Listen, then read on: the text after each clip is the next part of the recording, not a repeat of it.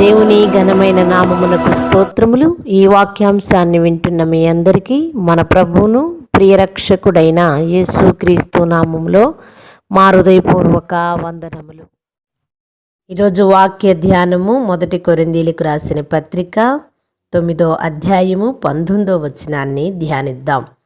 నేను అందరి విషయమును స్వతంత్రుడనై ఉన్నాను, ఎక్కువ మందిని సంపాదించుకొనుటకై అందరికీ నన్ను నేను దాసునిగా చేసుకుంటునే. ఆమెన్. అందరికీ తన్ను తాను దాసునిగా చేసుకున్నాడు పౌలు భక్తుడు. ఈరోజు పౌలు భక్తుడి గురించి మనము 1 కొరింథీయులు 9వ అధ్యాయము ధ్యానిస్తూ ఉన్నప్పుడు ఆయన కొన్ని విశేషమైన మాటలు అంటూ ఉన్నాడు. 16వ వచనంలో చూస్తే, నేను సువార్తను ప్రకటించుచున్నాను, నాకు అతిశయ కారణం ఏమీ లేదు, సువార్తను ప్రకటింపవలసిన భారము నా మీద మోపబడి ఉన్నది. అయ్యో, నేను సువార్తను ప్రకటింపకపోయిన ఎడల నాకు శ్రమ అంటూ ఉన్నాడు. ఇక్కడ దాసుడు అంటూ ఉన్నాడు, ఇక్కడ ప్రకటించకపోతే నాకు శ్రమ అని చెప్తూ ఉన్నాడు.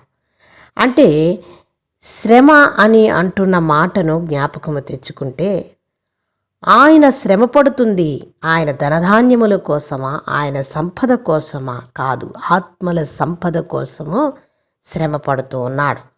అందుకని దాసుడిగా చేసుకుని ఉన్నాడు.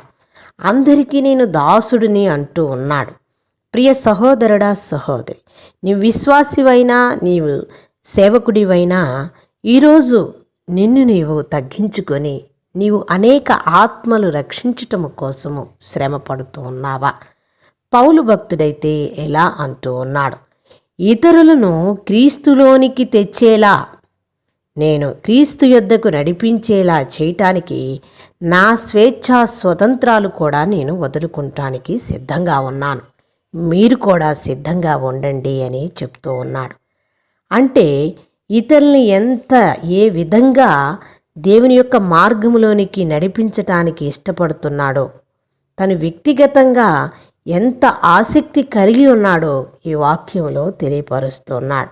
ప్రియ సహోదరుడా, సహోదరి, నిన్ను నన్ను రక్షించటానికి అనేక మందిని దేవుని మార్గంలోనికి నడిపించటానికి పౌలు తీసుకున్న నిర్ణయాన్ని మీరందరూ అంగీకరిస్తున్నట్లయితే మీరందరూ కూడా అట్టి నిర్ణయాన్ని తీసుకుంటారు.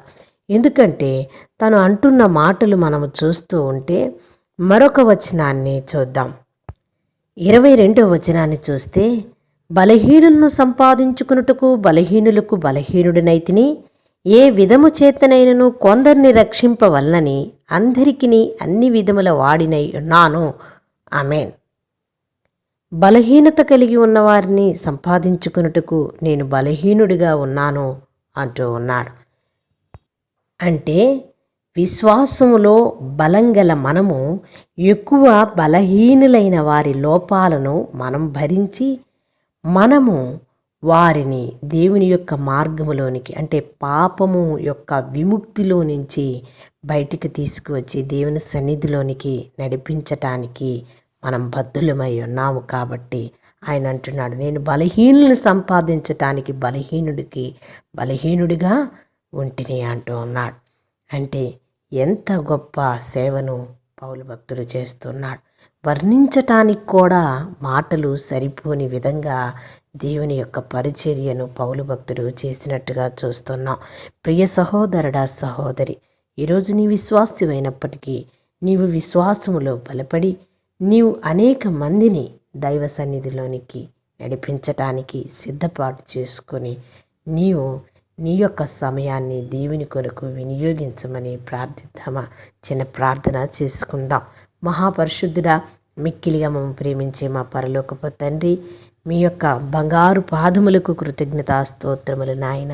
పౌలు ఏ విధంగా అయితే నేను దాసుణ్ణి అందరికీ అంటూ ఉన్నాడో, మేము కూడా ప్రభువా మా ముందు నశించిపోతూ ఉన్న వారిని నాయనా నీ మార్గంలోనికి నడిపించటానికి మమ్మల్ని మేము తగ్గించుకొని, అయా మమ్మల్ని మేము దాసులుగా ఎంచుకొని వారిని మార్గంలోనికి నడిపించుటకు అట్టి శక్తిని, అట్టి జ్ఞానమును, అట్టి తెలివిని, అట్టి వాక్యపు ఆయా తండ్రి జ్ఞానమును దయచేయమని యేసు నామమున ప్రార్థిస్తున్నాం మా పరలోకపు తండ్రి. ఆమేన్.